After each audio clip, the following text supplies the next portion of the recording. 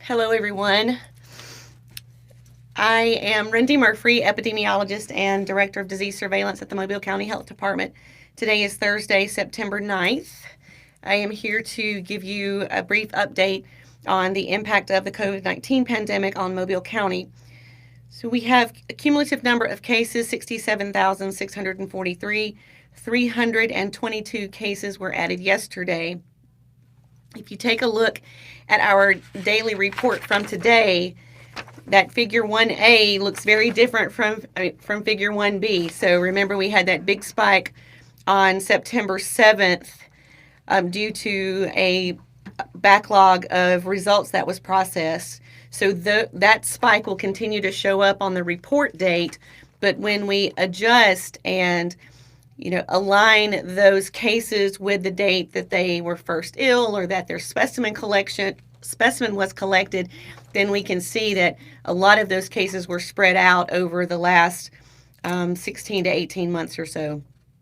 So it's kind of a drag. That spike causes some problems for a lot of people, but we just have to sort of deal with that because that's the way CDC has counted cases since day one. But again, you can see kind of the smoothing effect if you look at the figure where we plot by infectious or by case date. Yesterday, there were 288 people in the hospital. That is the first time that we've been under 300, I think, in 6 weeks. 26 deaths were reported to us yesterday, and these death dates were between August 18th and September 8th.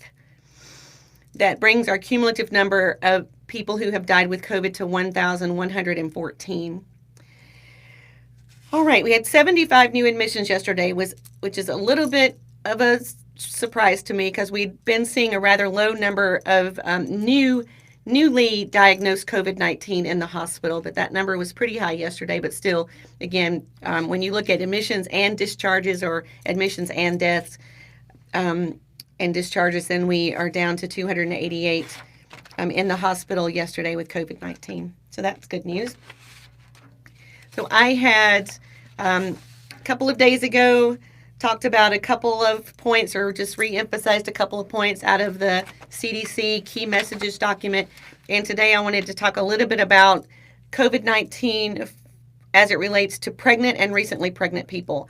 So let's talk first about the risk that comes with COVID-19 for people who are pregnant or recently pregnant. And recently pregnant means about 45 days following the end of pregnancy. So overall, even though the overall risk of severe illness in people of childbearing years is low, pregnant people are at an increased risk for severe illness for COVID-19 when you compare them to non-pregnant people.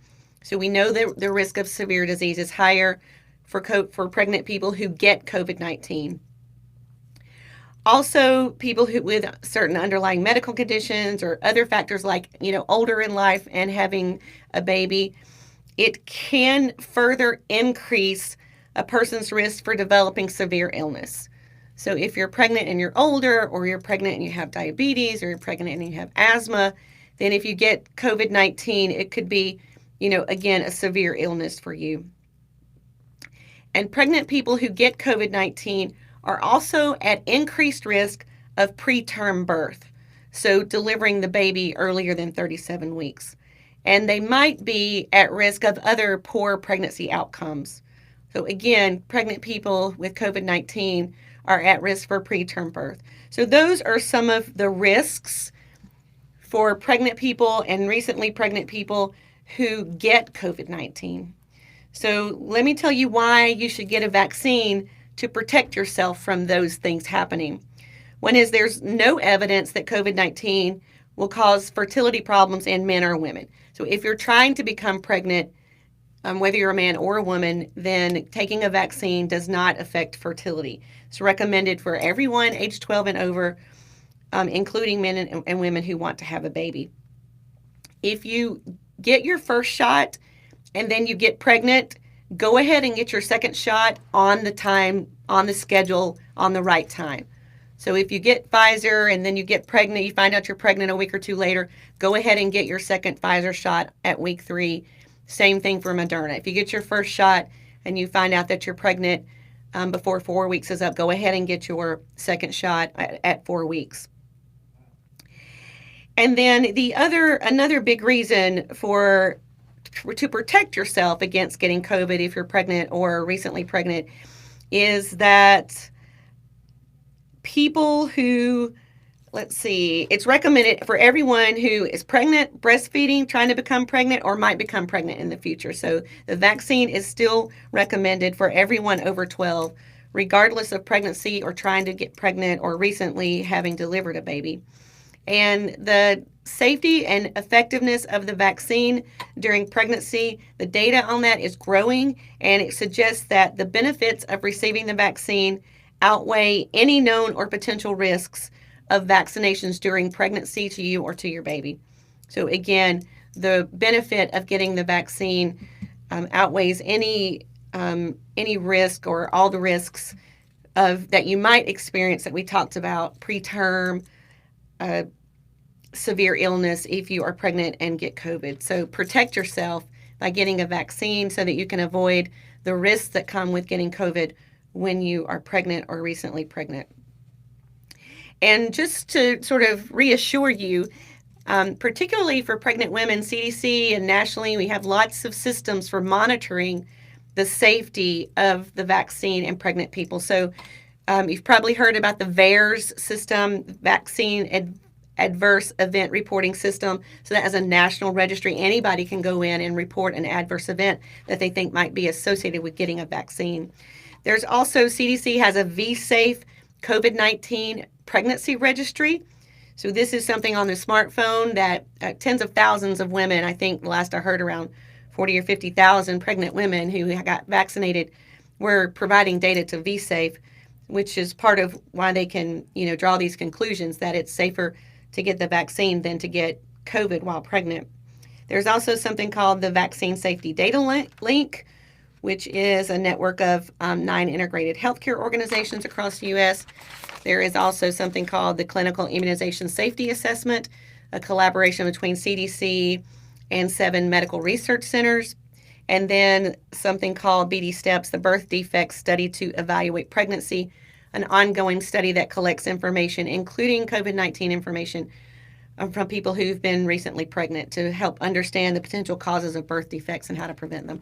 So I just wanted to talk a little bit about pregnancy. I had a lot of questions about, will a COVID vaccine affect my fertility, or should I take it while I'm pregnant or while I'm breastfeeding?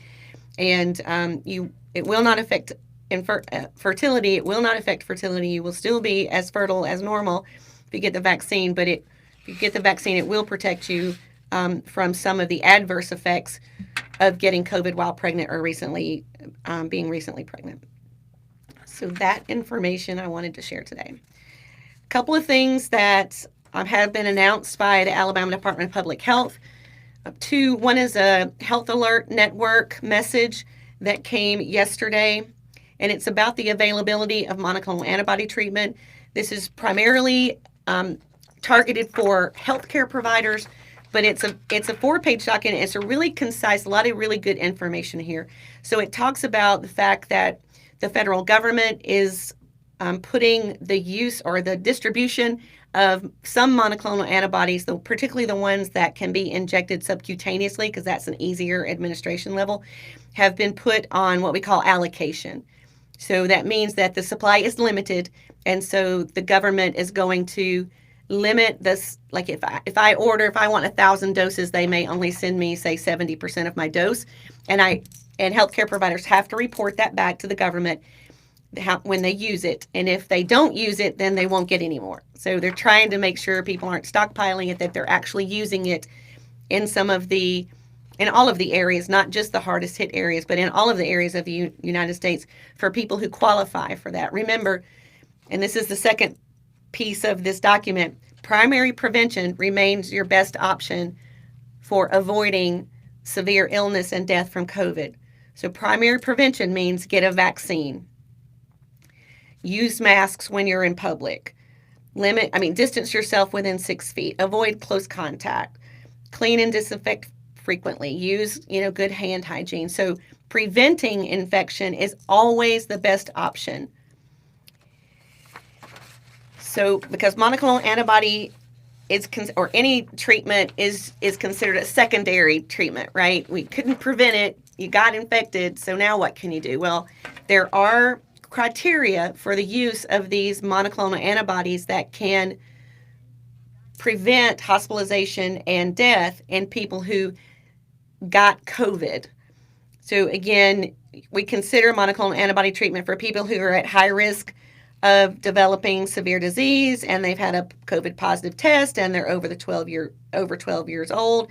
High risk includes immunosuppressive disease, currently receiving immunosuppressive treatment, 65 or older, high body mass index, so severely overweight, pregnant, chronic kidney disease, diabetes, cardiovascular disease, lung disease, sickle cell, a lot of things that would, conditions, neurodevelopmental disorders such as cerebral palsy, medical-related technological dependence like tracheostomy or a gastrostomy, those things. So those are the kinds of people who would potentially benefit. That link is on Facebook. Oh, okay. Mark is saying that the link to the HAN is on Facebook. So people who have those are high risk of severe disease that have any of those things, if they get infected, whether they've been vaccinated or not, if they get infected with COVID, we would want to talk with them to see if they would benefit from a treatment of monoclonal antibody injection. The HAN then also goes on to discuss the 3 types of monoclonal antibody treatments. The first one, which is the Regeneron, I think most people call it the sub-Q, and it can also be given intravenously through an infusion.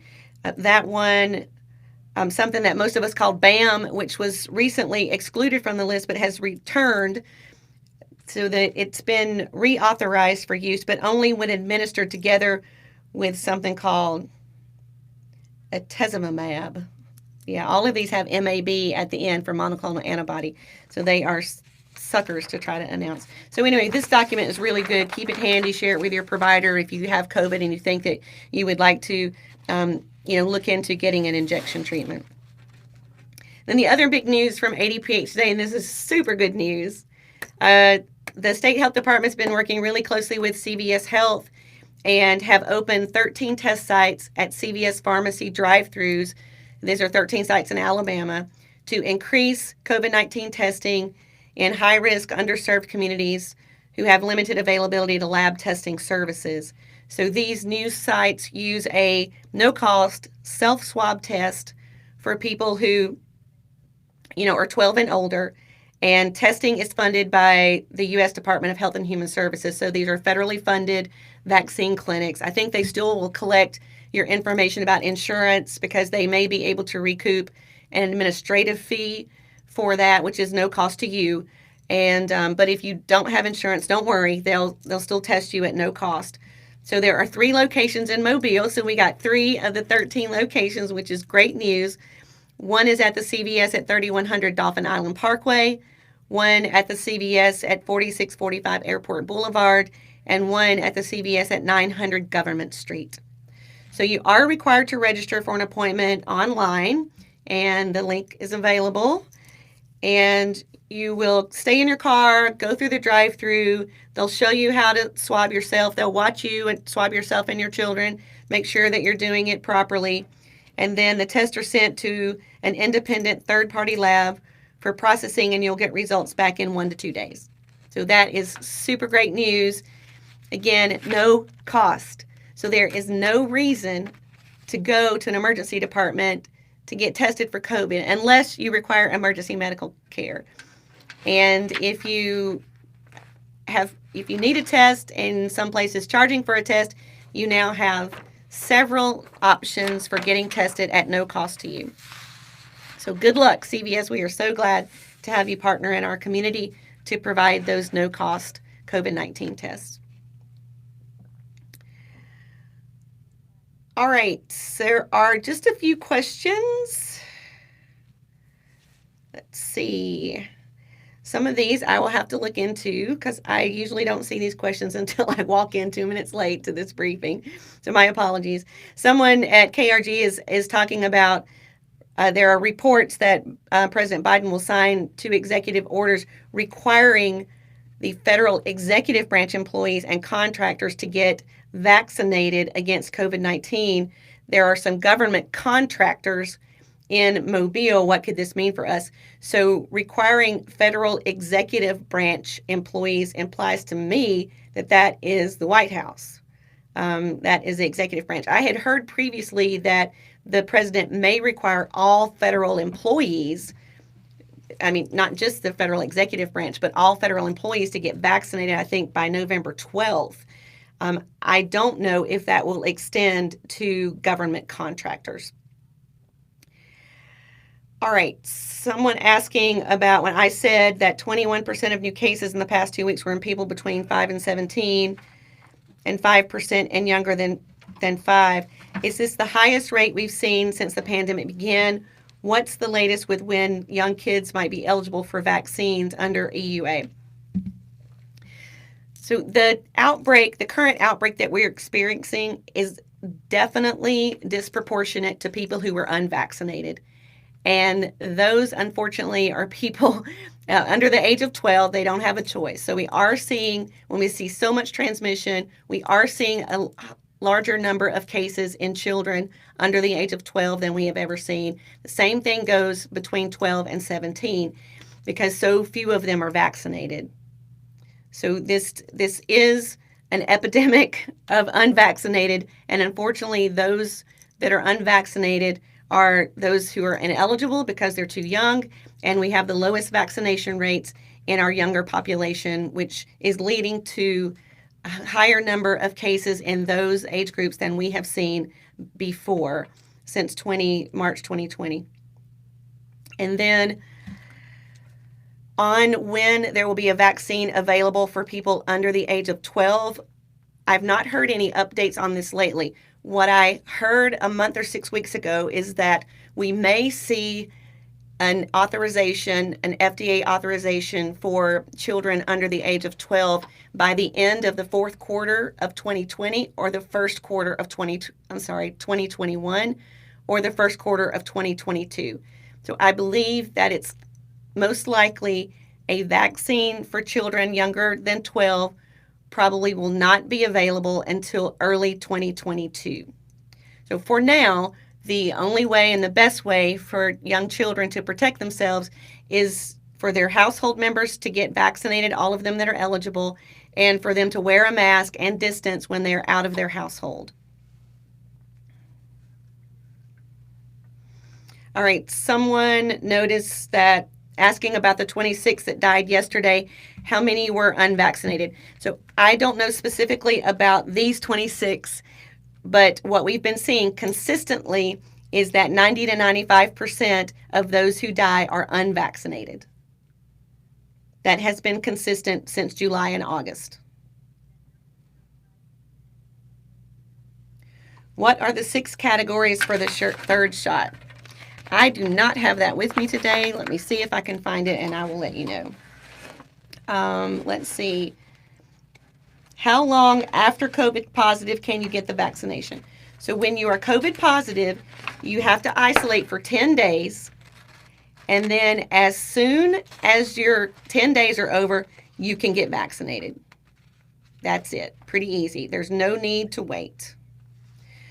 All right. So third shot, here's the answer. And for some reason in this printout, it's only 4.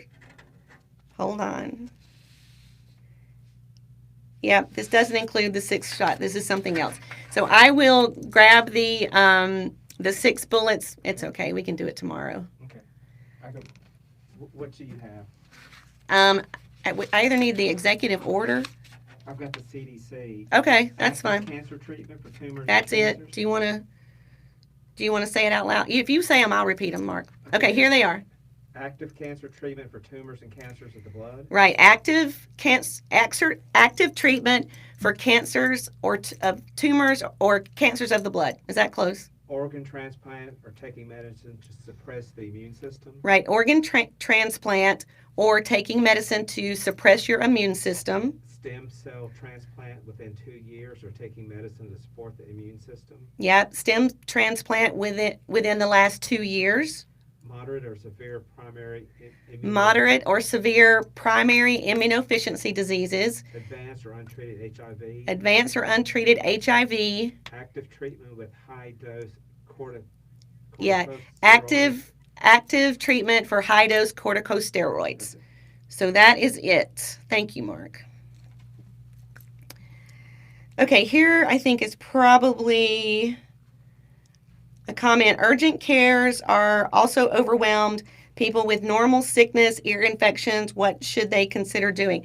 So, yeah, that's part of the problem with COVID transmission being rampant and uncontrolled in our county is that it's not like all the other diseases are going away or all the other infections or that car wrecks aren't happening or that accidents are not happening. All of those things they still need medical care and treatment. We still need hip replacements, right? We still need cancer treatments. And so all of these COVID cases is just overwhelming our healthcare system. So yes, urgent cares are overwhelmed too. Doctors' offices, pediatricians' offices, health departments, group home and detention centers that are dealing with outbreaks. All systems are overwhelmed. If you need medical care, go to your doctor. Call ahead first. See if you can get a telehealth appointment, right? A lot more locations are doing telehealth where they will talk to you over the telephone or maybe over a video conferencing to discuss your illness if it's something that you need, like maybe just a prescription renewal or something of that nature.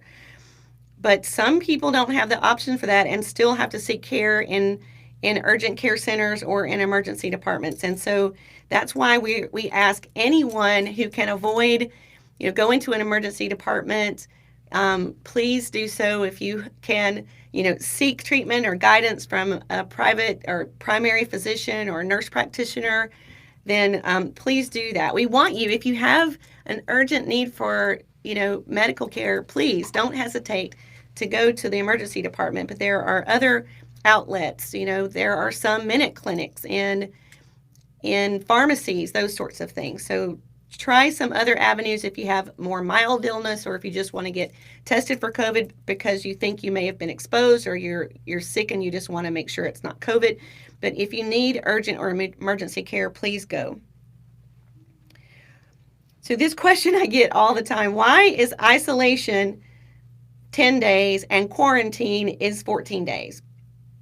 So here's the thing. When you're infected, right, if I have a COVID infection, the data from the day I get infected to the last day that I can transmit it to someone else, for 99% of the people, that will happen within 10 days, right? So this has to do with me breathing in virus replicating in my system, and me being able to expel virus to infect someone else. So 99.6% of people who get infected, the science says after 10 days, you can no longer infect somebody else. So that's the reason for the 10 days. 14 days is for quarantine, right? 14 days is for quarantine. So if I'm exposed, if I'm around someone who has COVID, but I don't know that I got infected, I didn't have a positive test, I didn't develop a symptom, then I'm waiting to see if I get sick. So the data behind that is once I breathe in the particles, it'll take between 2 to 14 days for me to get symptomatic, right? For me to develop symptoms. So if I develop symptoms on day 10, then from day 10 to day 20, I'm infectious. So it's about incubating the virus. That can take from 2 to 14 days from the time you're exposed to the time that you are symptomatic or COVID positive. And then from the day that you're COVID positive, you could transmit to other people for 10 days. So it's about two different things. One is about the incubation period, and the other is about the duration of infectiousness. 14-day incubation period, 10 days that you can be infectious to others. When a coworker tests positive and management doesn't tell you, should you quarantine? If you are certain that you have been within 6 feet of a coworker who tests positive for 15 minutes or more, you should quarantine. Nobody has to tell you that. If you know this, then please quarantine. That's the very admirable thing to do, and that's what we want everybody to do. I think the tricky part is that just need to make sure that that's real and not a rumor. And the other thing is that it's only if you've been around them while they were infectious. So let's say if they were on vacation and they tested positive while they were on vacation and they didn't come back into the office, it's unlikely that you need to quarantine because you weren't around them while they were infectious.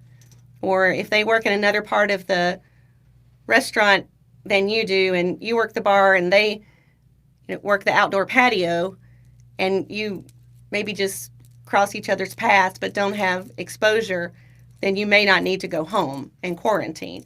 So it depends on the nature and the length of and the proximity of that time with your coworker. All right. KRG had a follow-up. Okay. What you said. There are now reports Biden will announce all employers with 100 or more employees must mandate COVID-19 vaccinations or require weekly testing. What would that mean for the vaccination rates in our community? Okay, so the question is that evidently, and again, I'm just being fed this from a news station, WKRG, that the president has just announced that all businesses with 100 employees or more will have to either require vaccination or test employees weekly. Is that what it said, Mark? Yes. Yeah, I've not heard this, so I really probably should not comment on it. But I don't know what impact it will have on vaccination rates in Mobile. I hope that it would compel a lot of people to get vaccinated, but I am concerned that, for so many months we've had the majority of our population has said no to vaccine. Maybe testing is an okay alternative than vaccination for folks. I don't know how people will react. I suspect it will be a highly politicized and very controversial decision if he does that. And there will probably be a lot of discussion around the water cooler and around the beer cooler about that. So again, I don't know that is what's being done. It's just a rumor of a report that this may happen. So please don't get too worked up about it just yet. Okay. All right, today's Thursday. We got one more of these this week, so we'll talk to you tomorrow. Remember, get vaccinated, wear your mask, keep your distance, stay at home if you're sick, and stay safe out there, everyone.